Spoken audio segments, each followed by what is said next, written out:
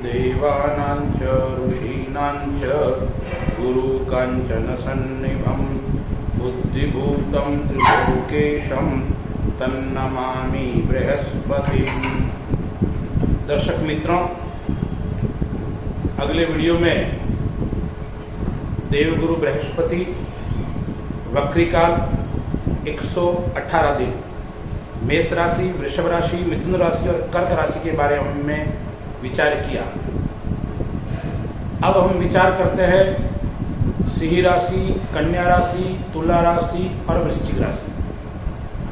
आप सबसे निवेदन है मेरे इस YouTube चैनल को सब्सक्राइब कीजिए, लाइक और कमेंट कीजिए, और यदि कोई ज्योतिष संबंधी आप जानकारी चाहते हैं तो कमेंट बॉक्स में अवश्य आप लिखिए और मैं प्रयास करूंगा आपकी समस्या का समाधान करने का। ग्रहों में सर्वाधिक शुभ फल देने वाला, देवताओं से भी पूजित और हम सबके आराध्य गुरुदेव यानी बृहस्पति का गोचर काल 4 सितंबर को मेष राशि के अंदर गुरु वक्री हो रहा है और मेष राशि के अंदर ही 31 दिसंबर तक वक्री रहेगा और बाद में मार्गी होगा।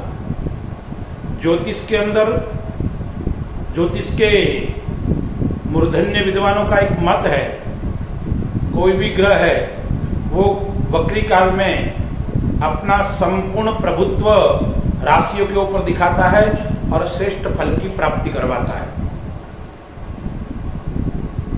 गुरु का कार्य है उन्नति प्रदान करना, दाम्पत्य जीवन के अंदर सुख और शांति प्रदान करना, विवाह के अंदर जो विलंब हो रहा है उसको भी समाप्त करना और समाज के अंदर सम्मान की प्राप्ति करवाना, प्रतिष्ठा की प्राप्ति करवाना, पद की प्राप्ति करवाना। ग्रहों की 3 चाल बताई गई है शास्त्रों में। ज्योतिष के अंदर सामान्य गति से जब ग्रह चाल चलता है उसको कहते हैं मार्गी। तीव्र गति से दौड़ता है, चाल चलता है, उसको कहते हैं अतिचार, और तीव्र गति से पीछे की ओर आता है उसको कहते हैं वक्री।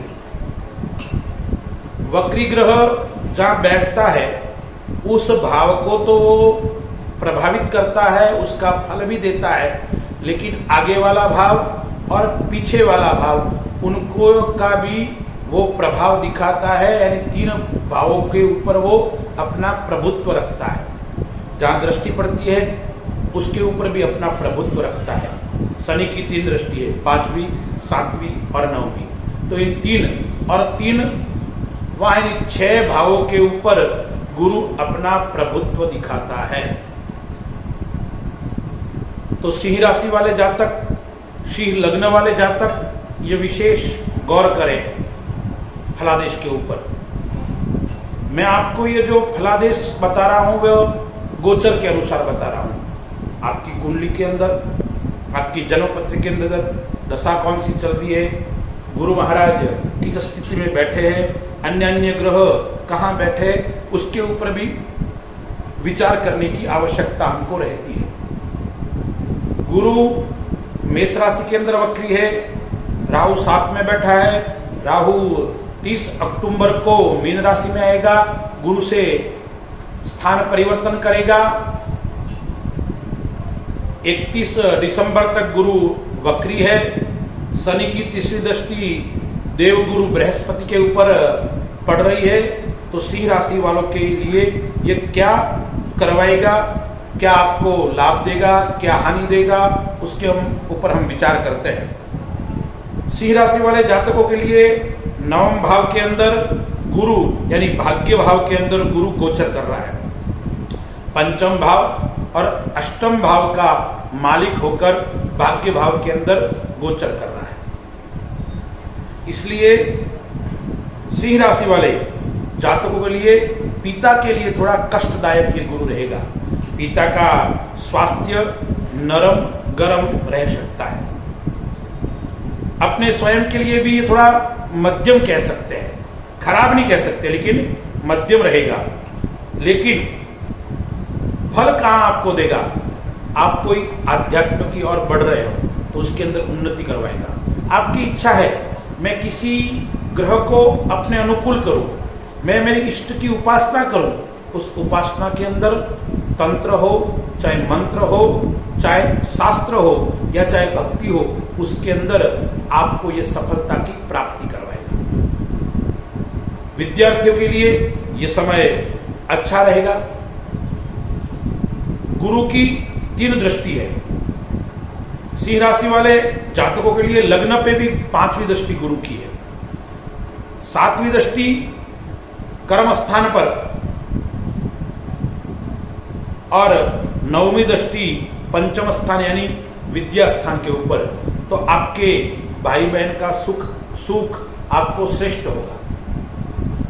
इस समय के अंतर्गत आपको भाई से लाभ होगा, बहन से लाभ होगा, आप पराक्रमी बनेंगे, आप किसी कार्य के पीछे लग जाएंगे तो उसके अंदर आपको सफलता की प्राप्ति होगी और आप थोड़ी परेशानी से जरूर गुजरेंगे, आप मन से व्यथित जरूर रहेंगे, मन से आप चिंतित जरूर रहेंगे, लेकिन गुरु श्रेष्ठ फल देता है, इसलिए आपके परेशानी दूर भी हो जाएगी। परेशानी दूर के लिए आपको योग्य व्यक्ति के पास में जाना पड़ेगा। आप जिस क्षेत्र से परेशान हैं उस क्षेत्र से व्यक्ति के पास में आप जाकर अपनी बात को रखिए, आप समस्या से समाधान की ओर आगे बढ़ेंगे। संतान के लिए शुभ रहेगा। आपको हो सकता है इस समय के अंदर संतान से शुभ समाचार की प्राप्ति हो। आपके संतान को अच्छी नौकरी की प्राप्ति हो सकती है या प्राइवेट क्षेत्र के अंदर अच्छी नौकरी की प्राप्ति हो सकती है। आप संतान से चिंतित है तो चिंता की समाप्ति हो जाएगी। इसके लिए आपको करना क्या पड़ेगा? क्योंकि 5वीं दृष्टि पराक्रम स्थान पर है, इसलिए आपको मेहनत करनी पड़ेगी। आप पराक्रम करोगे, मेहनत करोगे तो आपको यह जो सिंह राशि वालों के लिए गुरु है वो श्रेष्ठ फल की प्राप्ति करवाएगा। व्यापार के अंदर उन्नति का समय है, अचानक धन की प्राप्ति, आकस्मिक लाभ आपने विचार नहीं किया होगा वो कार्य आपका हो सकता है। रुके हुए कार्य, कोई न्याय संबंधी कार्य है, कोई कोर्ट का विवाद चल रहा है, कोई जमीन का विवाद चल रहा है, उसमें आपको सफलता नहीं मिल रही है, तो हो सकता है इस समय के अंदर यानी गुरु के 118 दिन का जो पीरियड है, समय है, उसके अंदर रुके हुए कार्य होंगे। किसी कार्य का आपको सफलता नहीं मिल रही है, उसमें आपको सफलता की प्राप्ति होगी। पिता के लिए थोड़ा कष्टदायक मैंने आपको बताया, तो पिता की सेवा करनी है और पिता की आज्ञा में रहना है। पिता को किसी प्रकार से कष्ट की प्राप्ति न हो, यह विशेष आपको ध्यान रखना है। माता की भी सेवा करनी है और आपको सूर्य भगवान को प्रतिदिन अर्घ्य प्रदान करना है और उसमें केसर डाल के सूर्य भगवान को आप अर्घ्य दीजिए। प्रातःकाल उठ के अपने घर के अंदर मंदिर है, वहां जाकर भगवान विष्णु को याद करते हुए शुद्ध घी का आप दीपक कीजिए और स्नान आदि करके केसर का तिलक आपको अवश्य लगाना है और पीली वस्तु का आपको भोजन करना है। तो सिंह राशि वाले जातकों के लिए यह श्रेष्ठ उत्तम रहेगा। अगली राशि कन्या राशि, उसके ऊपर हम विचार करते हैं। कन्या राशि का स्वामी बुध है। गुरु और बुध सम शत्रु भी है। 2 केंद्रों का मालिक स्वामी होकर 8वें भाव के अंदर गुरु गोचर करेगा। 8वें भाव के अंदर कोई भी ग्रह बैठता है तो वो जो समस्या उत्पन्न करता है, लेकिन मैंने पहले आपको बताया ज्योतिष का एक नियम है, ज्योतिष के प्रकांड पंडित है, वो ऐसा कहते हैं वक्री गुरु श्रेष्ठ फल की प्राप्ति करवाएगा। गुरु 8वें भाव के अंदर गोचर करेगा तो 8वें घर के अंदर भी आपको शुभ फल की प्राप्ति कराएगा। यानी आप कोई बीमार है तो बीमारी से मुक्ति आपको प्राप्त हो सकती है। कोई पुरानी बीमारी है, उससे आप परेशान हैं तो वो धीरे धीरे आप ठीक होंगे। आपका शत्रु है, आपको परेशान कर रहा है, इस समय में शत्रु पर आप हावी होंगे, शत्रु आपकी शरण में आएगा। लेकिन ऋण आपको नहीं देना है और नहीं लेना है।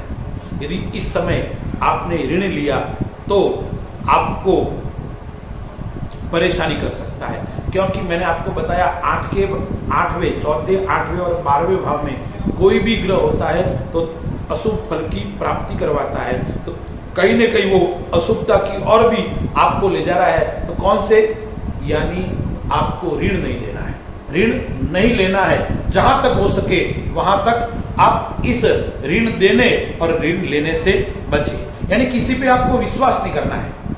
कन्या राशि वाले जातक है, जल्दी से किसी पे विश्वास कर लेते हैं। यदि आप विश्वास करोगे तो हो सकता है इस समय के बीच में आपको विश्वासघात भी आपके साथ में हो सकता है और उसका नुकसान आपको भोगना पड़ सकता है।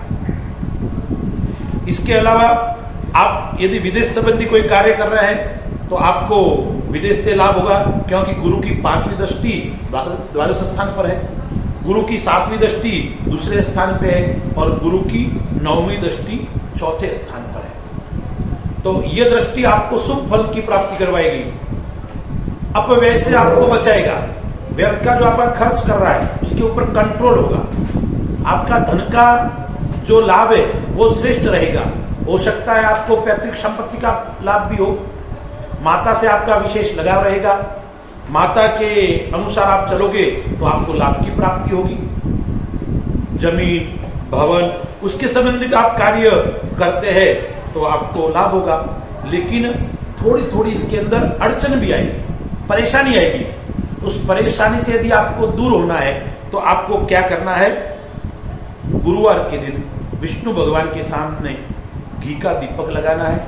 हो सके तो विष्णु सहस्त्र का आप पाठ कीजिए और 7 पीले पुष्प विष्णु भगवान को ओम नमो भगवते वासुदेवाय यह बोलते हुए आप अर्पण कीजिए।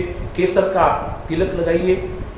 कन्या राशि वाले जातकों के लिए मिश्रित फल देने वाला गुरु यह शुभ फल आपको प्राप्त करवाएगा। राशि के क्रम में आगे तुला राशि, उसके ऊपर हम विचार करते हैं। मैंने आपको बता दिया है कि वक्री ग्रह श्रेष्ठ फल की प्राप्ति करवाएगा और देवगुरु बृहस्पति जो सर्वाधिक शुभ ग्रह है वो भी और शुभ फल की आपको प्राप्ति कराने वाला है। इसलिए 118 दिन का ये जो गोचर काल है वो तुला राशि वालों के लिए मिश्रित फल की प्राप्ति करवाएगा। अब ये गोचर कहां करेगा, तो सप्तम भाव के अंदर गोचर करेगा। अब सप्तम भाव के अंदर गोचर कर रहा है, सप्तम भाव पत्नी का है, तो थोड़ा पत्नी का स्वास्थ्य नरम गरम रह सकता है। पत्नी से यानी जीवन साथी से आप परेशान रह सकते हैं। तीसरे और छठे घर का स्वामी होकर सप्तम स्थान में गोचर कर रहा है। आप व्यापार के अंदर आपको यह मिश्रित फल देगा, यानी व्यापार के अंदर आप लाभ तो प्राप्ति करवाएगा, लेकिन आप व्यापार किसी के साथ में कर रहे हैं तो उसके अंदर आपका उस साथी के साथ में कभी कभी मनमुटाव की स्थिति उत्पन्न करेगा। या आप व्यापार कर रहे हैं, व्यापार अच्छा चल रहा है आपका, लेकिन आपका पैसा कहीं अटक सकता है, रुक रुक के आपके आमदनी करवाएगा। आप किसी से धन मांग रहे तो वो आपको किस्तों में देगा। व्यापार से लाभ है, लेकिन व्यापार के साथ में थोड़ी परेशानी उत्पन्न करने वाला ये समय आपके लिए रहेगा। स्वास्थ्य के लिए थोड़ा गड़बड़ है, एसिडिटी की समस्या है, पेट के अंदर गैस की प्रॉब्लम है, पेट साफ न होना, इस प्रकार की थोड़ी थोड़ी समस्या आपको उत्पन्न करेगा। इसके लिए आपको खान पान का विशेष ध्यान रखने की आवश्यकता है। यदि आपका खान पान सही होगा, आप सुबह प्राणायाम करोगे तो आपका ये गोचर काल आपको फल अच्छा देगा। अब शुक्र तुला राशि का स्वामी है और गुरु बुद्धि का और विद्या का देव है, तो आपको वाणी से लाभ होगा। आप अच्छे वक्ता हो, श्रेष्ठ कवि हो, श्रेष्ठ उद्घोषक हो, यह कार्य जो करते हैं, आप कथाकार हो, तो आपको विशेष लाभ की प्राप्ति करवाया, यानी आपकी इस क्षेत्र के अंदर आमदनी बढ़ा सकता है। आप धार्मिक यात्रा करो, सामाजिक यात्रा करो या व्यापार संबंधी यात्रा करो, तो उसके अंदर भी आपको अच्छे फल की प्राप्ति करवाएगा। यानी तुला राशि वाले जातकों के लिए यह गुरु का 118 दिन का वक्री काल मिश्रित फल देने वाले होगा। कहाँ आपको लाभ भी देगा और कहाँ हानि भी करवाएगा। तो मैंने बताया व्यापार में लाभ भी है लेकिन परेशानी भी है। जीवन साथी से आपको फायदा भी है लेकिन जीवन साथी का स्वास्थ्य नरम गरम रह सकता है, तो आप चिंतित भी रहेंगे। यात्रा के लिए शुभ है, आपको समाज के अंदर मान और सम्मान की प्राप्ति करवाएगा। आपको ऋण की भी प्राप्ति करवा सकता है। आप कोई बैंक के अंदर आपने लोन के लिए प्रयास किया है तो उसमें सफलता हो सकती है।